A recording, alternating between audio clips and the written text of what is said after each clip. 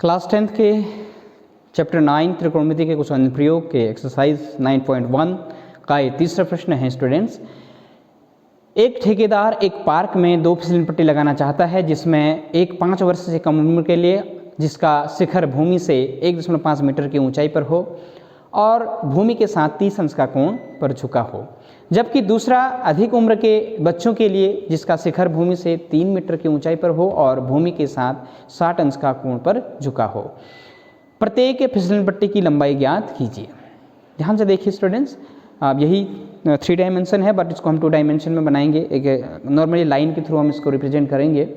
तो कल्पना करना है, दिमाग में इमेजिनेशन करना है और फिगर को बना डालना है। पहली स्थिति में मान लेते हैं AC एक फिसलन पट्टी है। ध्यान से देखिए आप, ये AC हमने एक फिसलन पट्टी मान ली है जो भूमि के साथ 30 अंश के झुकाव पर है। इसका कोण जो ले लिया हमने, ये फिसलन पट्टी है और यह जो इसकी हाइट दी गई है हमको 1.5 मीटर, 1.5 मीटर की ऊंचाई है इसकी और ये भूमि के साथ 30 अंश का कोण बना रही है। तो पहली हमने एक कल्पना कर ली है। तो फिसलन पट्टी की हमको लंबाई ज्ञात करनी है कि ये फिसलन पट्टी कितनी लंबी होगी। ऐसे ही हमारे पास, तो हम इसमें देखिए ध्यान से, एक राइट एंगल ट्रायंगल ले लेंगे। ABC हमारा एक राइट एंगल ट्रायंगल बनेगा।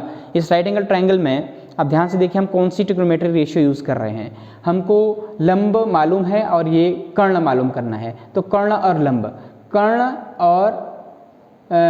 और लंब या कर्ण में किसका संबंध है? साइन का संबंध होता है, यानी परपेंडिकुलर और हाइपोटेनियस में कर्ण लंब बटे कर्ण। तो साइन यूज़ किया है हमने यहाँ पर, ट्रिग्नोमेट्रिक रेशियो साइन यूज़ किया है। तो sign C equal to P/H, यानी परपेंडिकुलर अपॉन हाइपोटेनियस या L/K लंब बटे कर्ण आप यूज़ कर सकते हैं।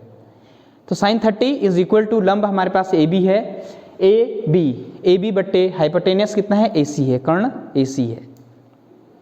तो मान रख लेते हैं साइन 30 की वैल्यू 1/2 होती है। 1/2 इज इक्वल टू 1.5 हमको हाइट दी गई थी, तो 1.5 अपॉन AC हमने फाइंड करनी है फिसलन पट्टी की लंबाई। तो AC क्रॉस मल्टीप्लाई कर लेंगे, AC 1 जा AC इक्वल टू 1.5 इंटू 2, तो ये आ जाएगा हमारे पास कितना? 15 2 जा 30, 3.0 यानी 3 आ गया। AC equal to 3 metre.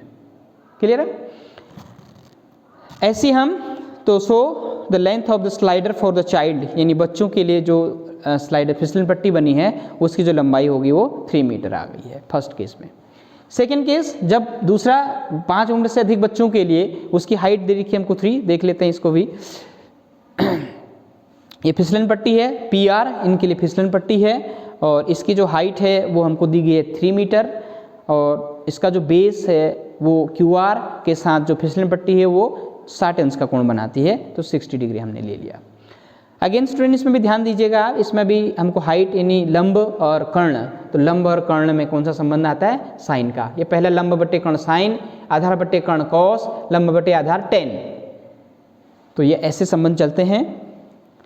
तो in the right angle triangle PQR, इस PQR में भी हम साइन R इक्वल टू ले लेंगे। ये जो 60 डिग्री दिया हुआ हमको, sine 60 equal to PQ upon QR, sorry PQ upon PR। Sine 60 की वैल्यू रख लेंगे हम यहाँ पर, √3/2 होती है और PQ हमको 3 दिया हुआ है और PR को PR ही रहने देंगे क्योंकि PR फिसलन पट्टी की लंबाई निकालनी है हमको। क्रॉस मल्टीप्लाई कर लेते हैं, √3PR इज इक्वल टू 3 2 जा 6, so the PR is equal to 6/√3 और रेशनलाइज कर लेंगे इसको हम, तो PR equal to √6 into √3 upon √3 into √3 हम मल्टीप्लाई कर लेंगे, तो ये कितना आ जाएगा? 6 √3/3, √3 इंटू √3 3 और 3 से इसको कैंसिल कर लेंगे, 3 2 जा 6, तो हम मिल जाएगा कितना? 2/3। तो दूसरी जो फिसलन पट्टी है जो 5 उम्र से अधिक बच्चों के लिए बनी है उसकी जो लंबाई PR है वो आएगी हमारे पास 2/3। तो length of the slider is equal to 2√3 metre. तो बहुत सिंपल क्वेश्चन है, सब में राइट एंगल ट्रायंगल बनना है और राइट एंगल ट्रायंगल बनेंगे और उनमें हमने ट्रिग्नोमेट्रिक रेशियो यूज़ करना है। कौन सा यूज़ करेंगे हम? उसकी कंडीशन देख के कि लंब, कर्ण और आधार में से क्या चीज़ हमको दिया गया है, उसके अकॉर्डिंग हम उसको फिगर बनाएंगे और उसका यूज़ करेंगे।